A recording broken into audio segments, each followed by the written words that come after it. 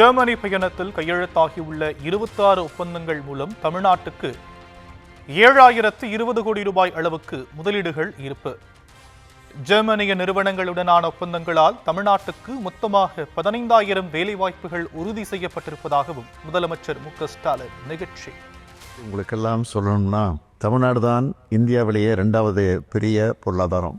இந்தியாவிலேயே அதிகமான double digit பொருளாதார வளர்ச்சியையும் உற்பத்தி துறை வளர்ச்சியையும் அடைஞ்சிருக்கக்கூடிய ஒரே மாநிலம். இந்தியாவிலேயே அதிகப்படியாக 48 விழுக்காடு நகர்மயமான மாநிலம். அதிக அளவிலான தொழிற்சாலைகளும் பணியாளர்களும் இருக்கக்கூடிய மாநிலம். தமிழ்நாட்டுக்கு வரும்போது நீங்க உங்க பிசினஸுக்கான மார்க்கெட்டா மட்டும் பார்க்க மாட்டீங்க. உங்களுடன் இருந்து உடைய வெற்றியை கொண்டாடுகிற பார்ட்னர்ஸா நீங்க பார்ப்பீங்க.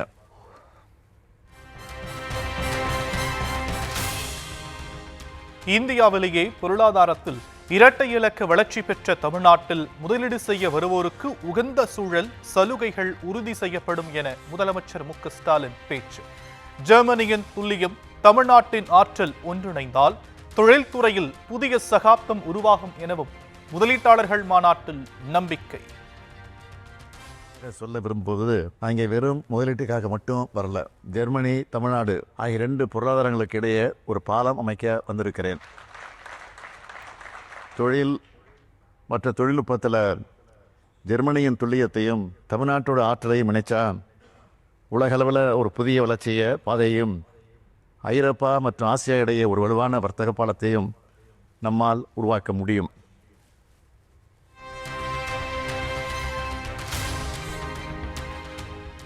மதுரை கிழக்கு, மதுரை வடக்கு, மேலூர் சட்டமன்ற தொகுதிகளில் எடப்பாடி பழனிசாமி இன்று பரப்புரை. மக்களை காப்போம், தமிழகத்தை மீட்போம் என்கிற பெயரில் தேர்தல் சுற்றுப்பயணம்.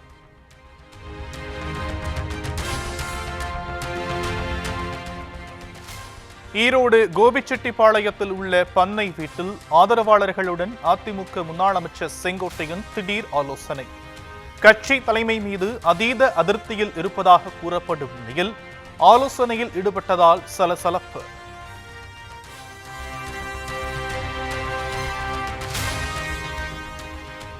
வரும் செப்டம்பர் 5ஆம் தேதி செய்தியாளர் சந்திப்பில் மனம் திறக்கிறேன். ஆதரவாளர்களுடன் ஆலோசனை நடத்திய நிலையில் அதிமுக முன்னாள் அமைச்சர் செங்கோட்டையன் அதிரடி அறிவிப்பு. 5ஆம் தேதி அன்று கோபிச்செட்டிப்பாளையம் கழக அலுவலகத்தில் நான் மனந்திருந்து பேசப் போகிறேன். அப்போது என்ன கருத்துக்களை சொல்கிறேன் என்பதை நீங்கள் அத்தனை பேரும் தெரிந்து கொள்ளலாம். ராமதாசின் குற்றச்சாட்டுகள் அடங்கிய நோட்டீஸுக்கு பதிலளிக்காமல் நிராகரித்த அன்புமணி மீது எடுக்கப்பட போகும் நடவடிக்கை என்ன? மகள் ஸ்ரீகாந்தி மற்றும் மாவட்ட செயலாளர்களுடன் தைலாபுரம் இல்லத்தில் ராமதாஸ் முக்கிய ஆலோசனை.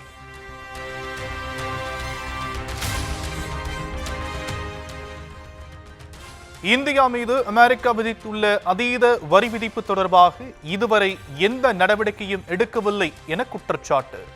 மத்திய பாஜக அரசை கண்டித்து மதசார்பற்ற முற்போக்கு கூட்டணி சார்பில் கண்டன ஆர்ப்பாட்டம்.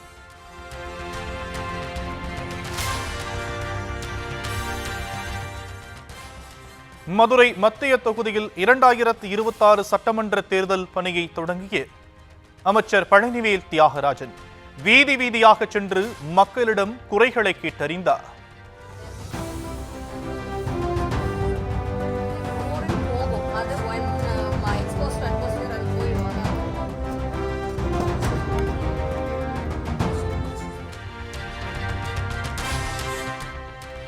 ஆசிரியர்களை தமிழக அரசு ஒருபோதும் கைவிடாது என பள்ளிக்கல்வித்துறை அமைச்சர் அன்பில் மகேஷ் உறுதி.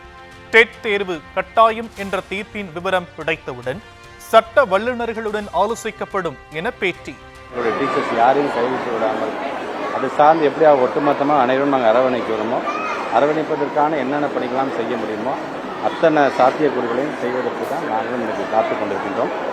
எப்படியுமே இந்த ஒவ்வொரு டீச்சர்ஸ் சார்ந்திருக்கின்ற சங்கமும் எப்படியும் ஒரு ரிவ்யூ போவாங்க. எப்படியும் இருந்தாலும் அரசாங்கத்தின் சார்பாக நம்முடைய டீச்சர்ஸ்க்கு நான் சொல்லக்கூடிய ஒன்று தான், யாரும் கவலைப்பட வேண்டாம், உங்களுடைய அரசாங்கம் எதுவுமே கைவிடாது என்பதை நான் தெரிவிக்கிறேன்.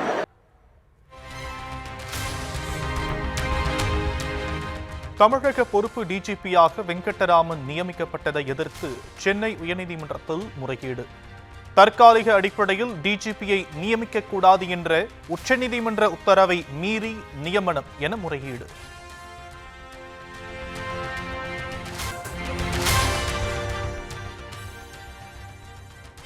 அதிகார துஷ்பிரயோகம் செய்ததாக கூறி சென்னை, தாம்பரம் மாநகராட்சிகளின் கவுன்சிலர்களையும் உசிலம்பட்டி நகராட்சி தலைவரையும் பதவி நீக்கிய உத்தரவுகள் ரத்து. நோட்டீஸுகளுக்கு கவுன்சிலர்கள் அளித்த பதிலை எந்த காரணமும் தெரிவிக்காமல் அரசு நிராகரித்துள்ளதாக சென்னை உயர்நீதிமன்றம் அதிருப்தி.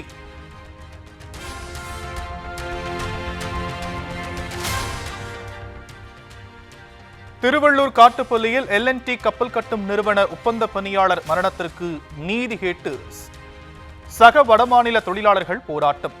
தடுக்கச் சென்ற போலீசார் மீது கற்கள் வீசப்பட்டதால் பதற்றம்.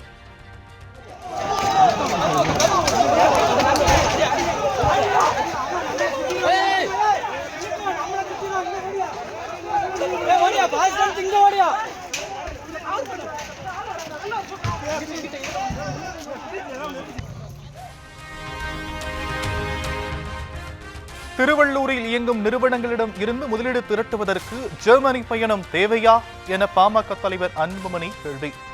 முதலமைச்சரின் முதலீடு திரட்டும் பயணம் மோசடி பயணம் என்பது அவருடைய பயணத்தின் முதல் நாளிலே உறுதியாகிவிட்டதாகவும் விமர்சனம்.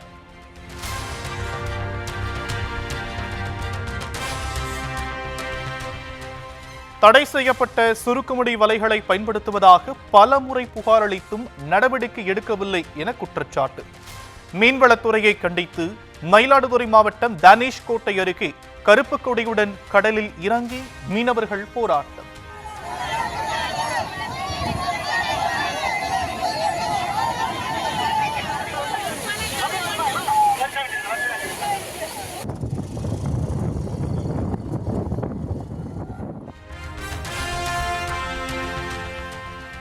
முழு கொள்ளளவான 120 அடியை தொட்டு நடப்பாண்டில் 6வது முறையாக நிரம்பியது மேட்டூர் அணை. வினாடிக்கு 35,800 கனஅடி நீர் வரும் நிலையில் அப்படியே வெளியேற்றம்.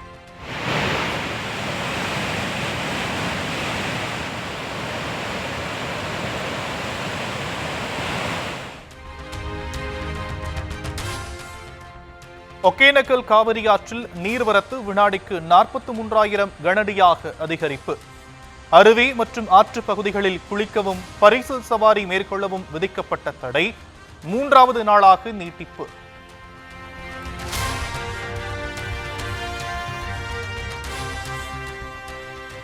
நெல்லை மாவட்டம் சேரன்மாதேவி தொகுதியில் நடந்து சென்றவர்கள் உட்பட 4 பேருக்கு அரிவாள் வெட்டு. முன் விரோதத்தால் குலை நடுங்கும் செயலில் ஈடுபட்ட 3 இளம் சிறார்கள் கைது.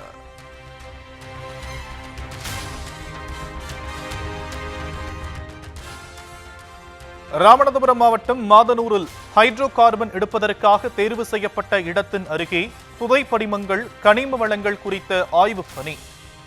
விவசாயியின் கடும் எதிர்ப்பை அடுத்து ஆய்வுக்காக கொண்டு செல்லப்பட்ட கனரக வாகனங்கள் அப்புறப்படுத்தப்பட்டன.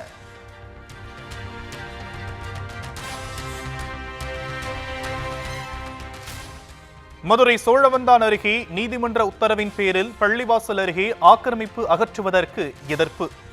காவல்துறையினருடன் வாக்குவாதம், தள்ளுமுள்ளுவில் ஈடுபட்டதால் பரபரப்பு.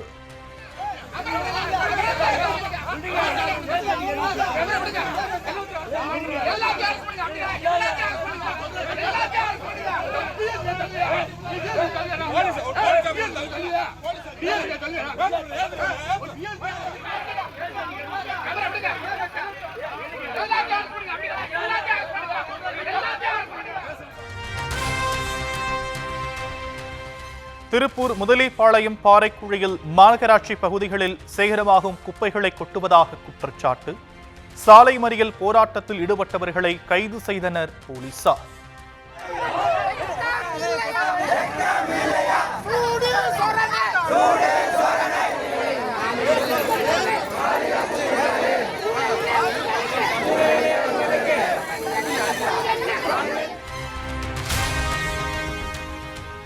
சேலம் மாவட்டம் ஏற்காட்டில் காற்றுடன் பெய்த கனமழையால் பாதிப்பு. 20க்கும் மேற்பட்ட கிராமங்களுக்கு மின் இணைப்பு துண்டிப்பு.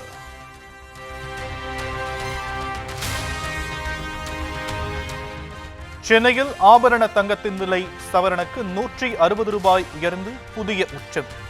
ஒரு பவுன் 77,800 ரூபாய்க்கு விற்பனை.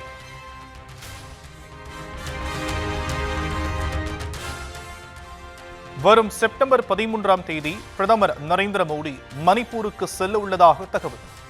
2023ஆம் ஆண்டு மே மாதம் கலவரம் வெடித்து இதுவரை ஒருமுறை கூட செல்லாத நிலையில் பயணிக்க உள்ளதாக கூறப்படுகிறது. பெருமழை, நிலச்சரிவு, வெள்ளம் என வரலாறு காணாத இயற்கை சீற்றங்களால் வட மாநிலங்கள் கடுமையாக பாதிப்பு.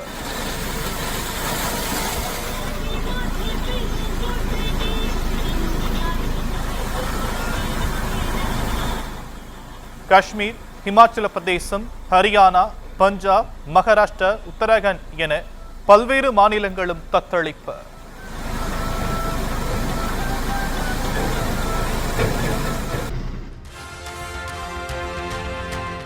உத்தரப்பிரதேசத்தின் கோண்டா பகுதியில் பெய்த கனமழையால் சாலைகள் முழுவதும் வெள்ளம். பள்ளம் மேட்டை அறிய முடியாமல் திக்கி திணறி சென்ற வாகன ஓட்டிகள்.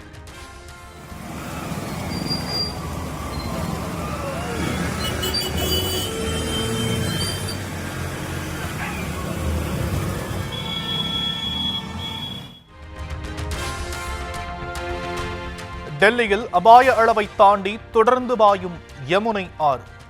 தாழ்வான பகுதிகளில் வெள்ளம் புகுந்ததால் குடியிருப்புகளில் வசிப்போர் தவிப்பு.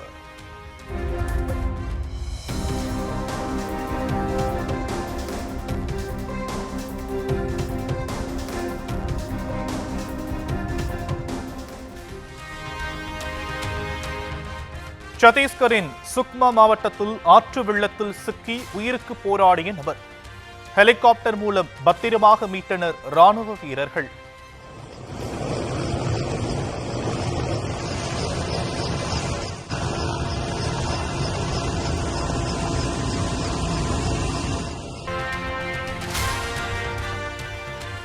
அமெரிக்க பொருட்கள் மீதான வரி விதிப்பை முற்றாக திரும்ப பெற்றுக் கொள்வதாக இந்தியா கூறியதை ஏற்க மறுத்துவிட்டதாக பதிவு.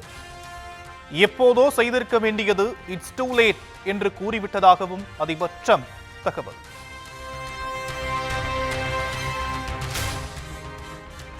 ரஷ்ய அதிபர் புட்டின், சீன அதிபர் ஜின்பிங்கோடு பிரதமர் மோடி நட்பு பாராட்டுவது வெட்கக்கேடு என அமெரிக்க அரசின் வர்த்தக ஆலோசகர் நவாரோ சாடல்.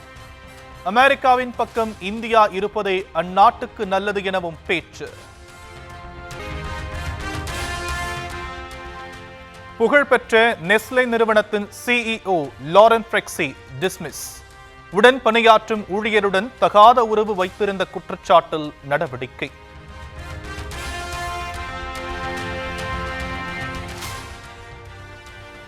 ஷாங்காய் ஒத்துழைப்பு மாநாட்டு கூட்டமைப்பிலிருந்து இந்தியாவின் அழுத்தத்தால் அசர்பைஜான் நீக்கப்பட்டுள்ளதாக புகார். இந்தியாவுடனான போரில் பாகிஸ்தானுக்கு ஆதரவாக இருந்ததால் பழி தீர்ப்பதாகவும் குற்றச்சாட்டு.